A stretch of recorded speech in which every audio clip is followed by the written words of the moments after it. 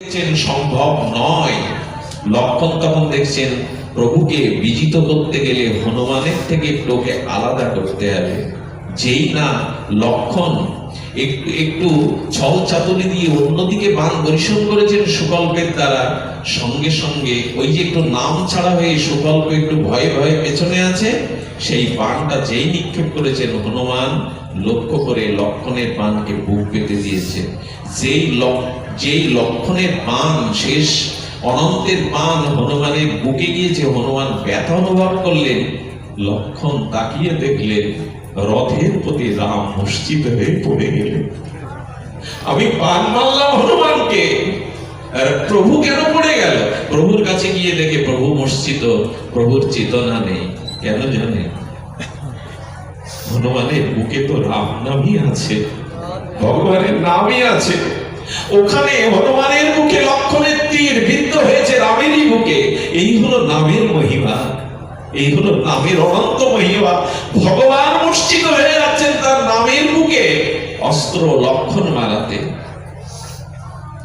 লক্ষণ কাঁদছেন, প্রভু এ আমি কি করলাম, এ আমি কি করলাম, আমি কেন বাণ পরিশ্রম করতে গেলাম? আমার জানা নেই তোমার নামের বুকে বাণ পরিশ্রম করলে তোমার বুকে বিঁধে যায়। এই হলো নাম। লক্ষণ কোনো উপায় না পেয়ে হনুমানের মূর্ছা ভঙ্গ করলেন। করে হনুমান এসে প্রভুর চরণে যখন রাম নাম বলতে লাগলেন, সেই নামের সঞ্জীবনী সুধায় ভগবানও চেতনা ফিরে পেলেন। চেতনা ফিরে পাওয়ার সাথে সাথে হনুমানের মাথায় হাত দিয়েছেন। হনুমানের মাথায় হাত দিয়ে যখন আশীর্বাদ করছেন হনুমান, তখন বললেন, প্রভু চোখ বন্ধ করে বললেন, হনুমান তোমার নাম মহিমা অনন্ত, কিন্তু আমার কিছু করার নেই। আমার আজ গুরুদেবকে দেওয়ার কথা, তুমি সরে দাঁড়াও। যেই না মাথায় হাত রেখেছেন, প্রভু চোখ মুদ্রিত করে আশীর্বাদের ছলে হনুমান ছল করে কথা দিয়ে সুকল্পকে নিজে সরিয়ে ওই হাতটা সুকল্পের মাথায় দিয়েছে। হনুমান আশীর্বাদ করি তুমি নামের দ্বারা সুরক্ষিত হও। প্রভু চোখটা এবার খুলুন, আপনি আশীর্বাদ কাকে করছেন দেখুন। ভগবান দেখাচ্ছেন আমার থেকে আমার ভক্ত অনেক বড়, আমার থেকে আমার নাম মহিমা অনেক বড়। আমার প্রতিজ্ঞাও মাঝে মাঝে ভঙ্গ হয়, কিন্তু ভক্তের প্রতিজ্ঞা কখনো ভঙ্গ হয় না, নাম মহিমা কখনো নিষ্ক্রিয় হয় না। সঙ্গে সঙ্গে হাত সুকল্পের মাথায়। হনুমান তুমি পারো না এমন কিছু নেই, আমি যাকে মারবো আমার হাত তার মাথার উপরে দিয়ে তুমি আশীর্বাদ দেওয়াচ্ছ, ধন্য হনুমান তোমার। কিন্তু হনুমান আমার প্রতিজ্ঞা কি করে রক্ষা হবে? বললেন প্রভু আমি গুরুদেবকে আনয়ন করছি। বিশ্বামিত্র উপস্থিত হলেন হনুমানের আহ্বানে। এসে বললেন, প্রভু আপনি ক্ষমা করে দিন, প্রভুকে নির্দেশ করুন ক্ষমা করে দিতে। তখন সুকল্প ভয়ে ভয়ে বিশ্বামিত্রের চরণে পড়ার পরে বিশ্বামিত্র তখন বলছেন, আছে এই দুর্বুদ্ধির দাতাটাকে, তোমার পেছনে দুর্বুদ্ধিটা কে দিয়েছে? তোমায় সুকল্প আমাকে প্রণাম না করতে। বললেন, প্রভু আর বলবেন না, আমার দোষ নাই, নারদ বাদিয়েছেন এটা। নারদ জি আপনাকে প্রণাম করতে বলে। এত বড় সাহস নারদের! যেই বলেছে, নারদ তো পেছনে নাটক পরিচালনা করছিল। নারদ নারায়ণ নারায়ণ বলে সামনে বললেন, তুমি এই কাজ করেছো নারদ, তুমি বাদিয়ে দিয়েছো। রাম বলছে, নারদ তুমি এই কাজ করতে পারো না। বলো আগে আমার কথাটা শুনুন প্রভু। বলে কি কথা? কেন করলাম জানো প্রভু? আপনারাও শুনুন আমার বিশ্রাম কথা। বলেন, আমি জগতে যেখানে যাই সবার কাছে একটা প্রশ্ন আমার কাছে করে যে প্রভুর নামের মহিমা কি। তা আমি দেখলাম আমার ব্যাখ্যা করার থেকে আমি যদি জগতে ভগবানের নামের একটা দৃষ্টান্ত স্থাপন করতে পারি, লীলা স্থাপন করতে পারি, তখন এত উত্তর আর দেওয়া লাগবে না নামের মহিমা কি।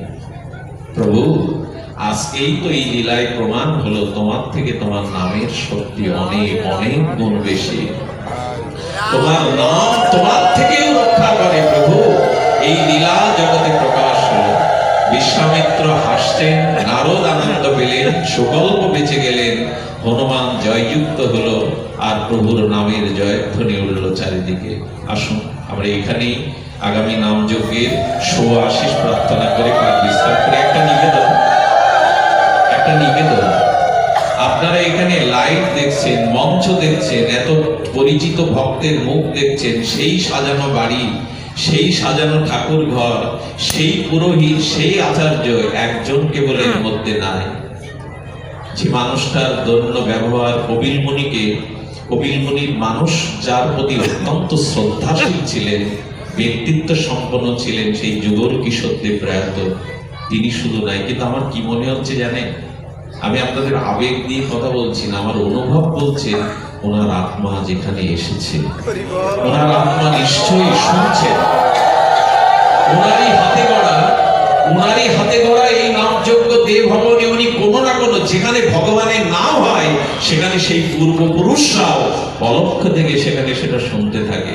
একটু প্রার্থনা করবেন উনি যেখানেই থাকুন শান্তিতেই থাকুন, চির শান্তি তাকে আশ্রয় করুক, ভগবানের কৃপা শক্তি তাকে আশ্রয় করুক। যারা যজ্ঞ দিচ্ছেন তারা ভাববেন না, ভগবানের উপরে সমর্পণ করুন এই যজ্ঞ। আগামী দিন ভালো কাটুক, আগামী দিনের যজ্ঞে সবাই আসবেন, যজ্ঞের আনন্দ, হরিনামের আনন্দ আস্বাদন করবেন। আর আমি একটা ভিক্ষা চাইছি, পায়ের ধুলো যেটুকু আছে আমার জন্য বাতাসে উড়িয়ে দেবেন।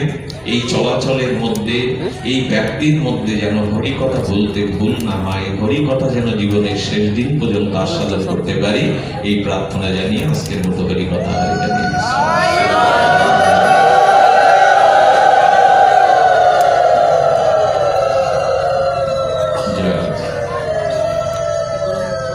আচ্ছা, কীর্তনের অধিবাস আছে তো অনেক রাতে পুষ্পিতা ছিল, ওরা কীর্তন করতে যেহেতু অধিবাস আছে, অধিবাসের যারা দল আছেন দয়া করে এখন অধিবাস হবে, প্রসাদ পেয়ে যাবেন সকলে, যাবেন।